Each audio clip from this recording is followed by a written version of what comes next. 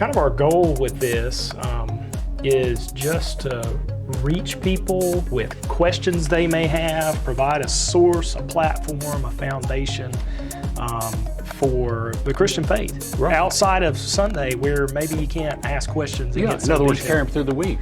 This is Beyond Sunday with Adam Wright. And now, here's your host, Dr. Hugh Hennis. Adam, glad to be here. I think we're going to have a really good program for the folks out there. As you mentioned, the title of it is Beyond Sunday. Yeah, absolutely. And kind of our goal with this is just to reach people with questions they may have, provide a source, a platform, a foundation for the Christian faith. Right. Outside of Sunday, where maybe you can't ask questions. And Yeah, get in other words, detailed. carry them through the week. That's right. Yeah, absolutely. Absolutely. You know, as we were talking before the show, a lot of folks maybe who might be handicapped role can't come to church. So, you know, I think this might be great for those types of folks to catch, you know, a type of sermon that we could talk about, or, you know, from Sunday sermon to bring it into the focus for this week. Yeah, absolutely. Absolutely. I think that's a great point and a great idea, and I look forward to it. Just introductions, if you want to introduce yourself. My name is Dr. Hugh Hennis. I'm a retired ophthalmologist. I live in Lancaster with my wife, Lynn Hennes. And I practiced in Mount Airy, North Carolina, Mayberry, Andy Griffith's hometown. In fact, Andy's best friend was my patient, Emmett Forrest. So, but I love being in Lancaster. The folks are very nice, and thank goodness I found a good guy like Adam Wright. Well, I am thankful to know Dr. Hennis and thankful for this. My name is Adam Wright. I'm a pastor here in Lancaster at New Hope Baptist Church, and just grateful for the opportunity to be here. I have a wife and two children. My wife's name's Allison, and my son's name is Max, who is 4, Wow. and Lydia, who is 8. Handful. And Yeah, we handful. just got a new dog, Really? What's his name? Roxanne. Really? Roxanne. Wow. She is 9 weeks old. Wow. And chewing up everything. Isn't that what they're supposed to do? Yeah, that's right. I've got bite marks all over my hands. But yeah. Well, tell us a little bit about New Hope, maybe the hours of service hours and throughout Yeah. the week for folks who might want to come. Absolutely. So there are multiple opportunities during the week. There's Sunday school at 10 a.m. on Sunday, and then at 11 a.m. is our corporate worship time. And then following that, Sunday evenings, we have children's programs going on. All of that cranks up about 6 o'clock. We have youth, we have children, different ministries we do in the community. That's going on Sunday evenings as well. And then we have small groups. Small groups. How does that work? So small groups are, I love small groups. They're meetings in people's homes. We're also hopefully going to start one here on campus for people who want to meet here. Sure. And usually a group of 12 to 15 people, and we are centered around a Bible study together and a meal together. And we get that Nice. from Acts chapter 2, 46 through 47, Yeah. where that's what the disciples did in the early church. And You know, so that's just the right size for a group. You Oh, you absolutely. don't want it too big. You'll lose contact. that's right. That personal part of it too, I think, is really key for, you're just able to check on people. When you're in a church size, I think anything north of 75, it becomes hard to have that. Yeah, you lose track. You lose that. Yeah, the personal Right. track of each other. But in a small group, you're able just to develop relational connections that you can't develop on Sunday mornings. And Right. so that's a great opportunity for people to plug in, and we have loved it. We just started that in June, and How's it going? It's Well, been great. great. It's been great. Yeah, we were running about 26 in our Bible study in the sanctuary on Right. Sunday nights, and we're more than double that number in That's small great. groups. So the It's growth more has- one-on-one. It's more I like one-on-one, that. and it's attractive Yeah.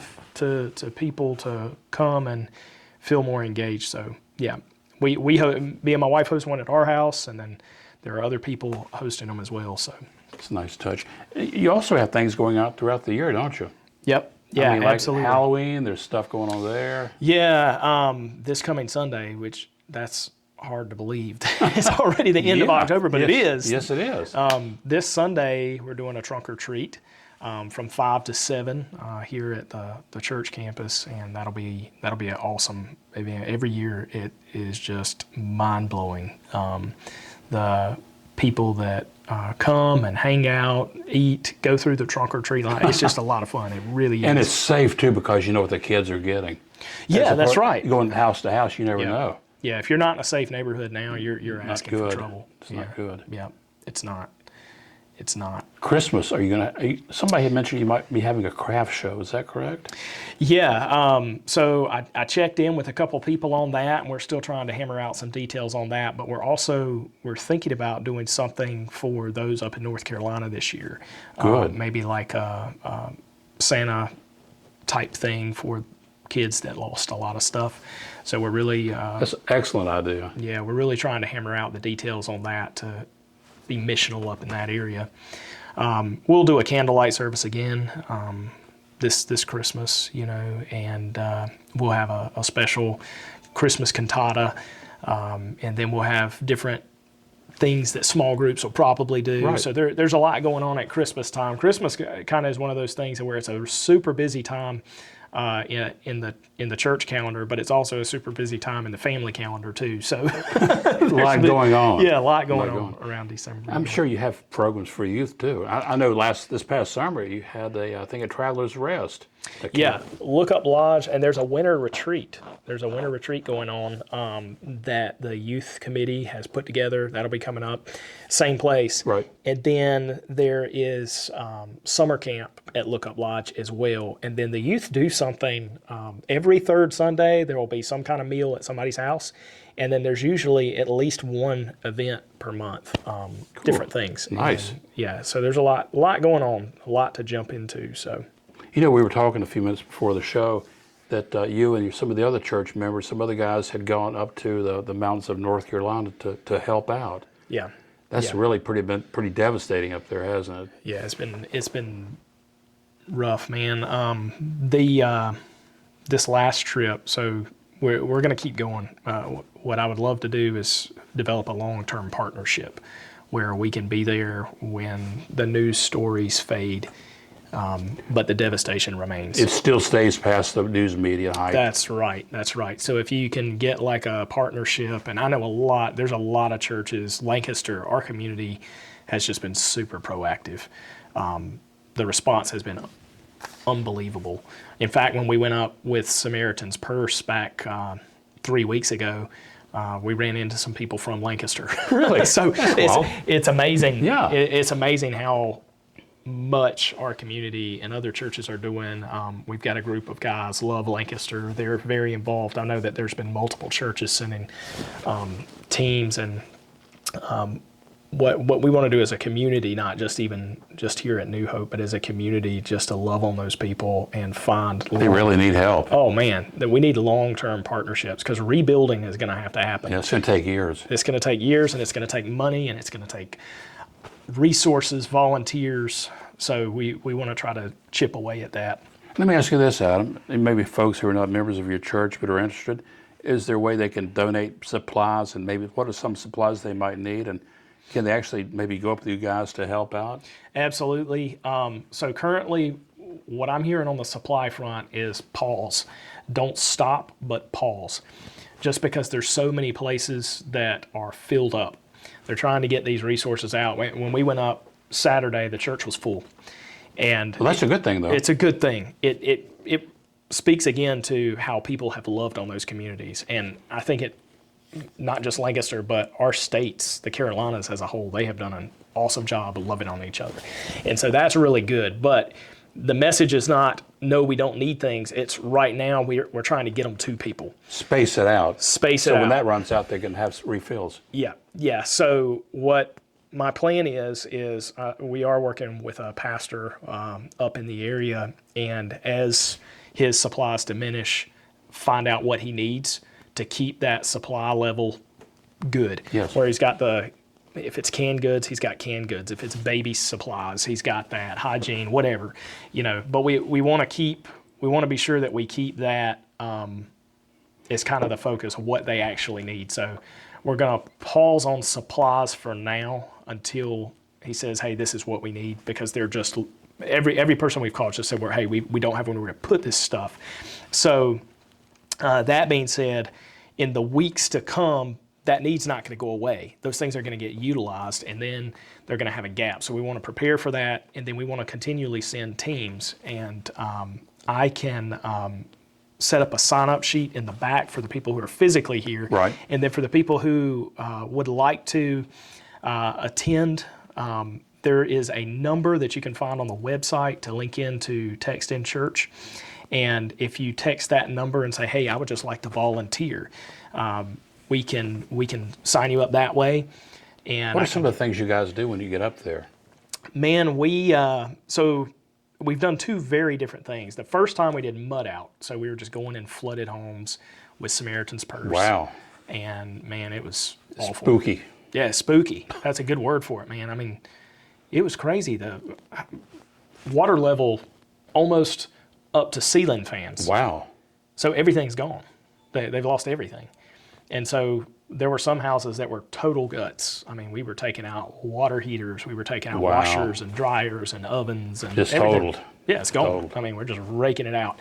So that was the first trip, was mud out. And this last trip was supply. So what we did is we partnered with a church in Burnsville, North Carolina, and we helped organize there at the church, which is mostly distribution right now. And then we had 2 vehicles, so we loaded those vehicles as much as we could pack in them. And the church was so well organized. Chris Fox is the pastor there, wonderful guy, and the West Burnsville Baptist Church, wonderful group of people. And what they had is a map of the county, and they were using highlighters to highlight routes that had been visited, Right. those that had not been reached, Right. those that could not be reached. So they were sending out chainsaw crews to the ones that hadn't been reached, Right. and then they were sending out supply crews to the ones that maybe the route was clear, but no supplies had been taken in. And that's where we went. If any guys want to volunteer, I guess if they have chainsaws to bring, that would be great too, wouldn't it? Yeah, absolutely. Absolutely, yeah. Each trip is different. It just depends on the need on the ground. But When's your next trip, do you think? I don't know. We're talking about going up to Travelers Rest, Lookup Lodge, actually. They were hit pretty hard too in that area. So we're probably going to go up there and help them with maybe a chainsaw trip. Right. But the details are pending on that. So we're just waiting to see what their need is. We want to be where the need is. You know, these are things that churches are really designed to do, to help. That's what better way to feel Christ, love and serve others is what Yeah. you're doing here. Yeah, absolutely. It makes it really applicable to what's really going on, I think. Yeah, absolutely. Absolutely. I think there's a call to be the hands and feet of Jesus, and that requires motion and that requires doing. It's not to please necessarily God. We know that He loves us Right. without those things. Yes. But it is to be obedient to Him. It kind of takes us out of our comfort zone too. Every week we go to church and Sunday school, you kind of follow the same thing. But when something like this, it kind of throws you to the next level. It makes you really apply really what you've learned. Yeah, and that's such a good point too, because often we'll say things in church like disasters or tragedies sometimes can bring us closer to God. But then when tragedy and disaster actually happens and you actually see how it can, Yes. it's like you said, I love what you said, a Yeah. new level. Yeah, Like it just it's a different story. different story. You see the best and worst of You really things. do. You really Yeah, do. You do. Oh, you guys are really to be commended for going up there. I hear that the Yellow Jackets were bad, and like you say, the roads are almost impossible to get through. So Yeah. it was a lot of work. You could Yeah. really be gracefully commended, I think. Yeah, well, man, we are thankful that we can help, and I know there's a lot of there's been so much, so many people coming together. I mean, multiple churches, multiple. And the thing about it is, as businesses. we were talking before the show, most of the stuff going on is the churches up there. Yeah, and not as absolutely. opposed to the government. Yeah, The yeah, churches are doing the legwork. absolutely, man. Churches and generosity of local businesses, even big businesses as well. I've seen where Walmart's done a lot, and others too. There's tons of businesses that have donated. We saw generators stacked up Wow. that businesses had donated, and Nice. we actually were able to help load that in the cars of some Nice. people who didn't have power. Wow. Those folks have been without power for weeks, haven't Oh, they? absolutely. And it's getting cold crazy. up there at night Oh now. man, crazy. Yeah, the dry air and that has been a blessing, and the warmer days have been a blessing. Yes. But the cold air is coming. It's coming. You know, and then the moisture is coming. Yeah. And so there's a lot of. Do they need blankets? Hopefully they have plenty of those. Yeah, there's tons of blankets going in, and when we were there, somebody had donated a huge truckload of Mr. Buddy heaters. Wow. All different sizes. Cool. And that was part of our distribution. We were delivering Mr. Buddy heaters. Wow. And I mean, when I say different sizes, I mean, we had some massive ones. I mean, that would run you out of somewhere, Wow. you know. So it was really cool. Yeah. I mean, that was a really neat thing. There are a lot of problems ahead, and there are a lot of things they're facing, but there's a lot of blessings that are being sent their way. That's great. Yeah. Well, getting back to the show Beyond Sunday, what we would like to do is every week, if we can, have a show. Yeah. And one of the things I'd like to ask folks to try to do, if they don't mind, is to bring a Bible when we're talking, maybe a pen and pencil and some paper and a highlighter. As we go through the Bible, you can highlight things. That way, you know, a pencil has a 100% retention rate. Yeah. That's awesome. As opposed to my poor brain, which is about that's awesome. 15%. Yeah. That's awesome. But I think it's important. One of the things we really want to do is we want to take questions from the audience. Yeah, absolutely. You know, things that maybe don't have a time to ask at church. Exactly. Yeah. And it doesn't have to be exactly related to church. It can be like daily problems or life problems or anything. Absolutely. I think, that's the targeted goal of this, is things that we can do that you can't necessarily do in a Sunday service. You know, practical questions. Right. Or questions that have just haunted people, you know, like, what does this mean? in the Yeah. Bible? You know, Yeah. so I'm or maybe excited afraid to about it. ask. Yeah. And you know, I'm sure that there are going to be things we don't have the answers to, but we can look into God's Word and We can figure it out one study way or the other. That's right. We can study it and give all the angles we possibly can that maybe we couldn't do in a 30-minute sermon window. You know, Exactly. So that's the beauty of this. Exactly. Yeah. Well, I'm looking forward to it. It's going to be a lot of fun. Yeah, And like I absolutely. say, Me too. folks, participate. This is your show. We're doing this for you. Yeah, So, absolutely. Enjoy. Absolutely. Thanks, Adam. It's Yeah, been great. Yeah, man. Look forward to seeing you next week.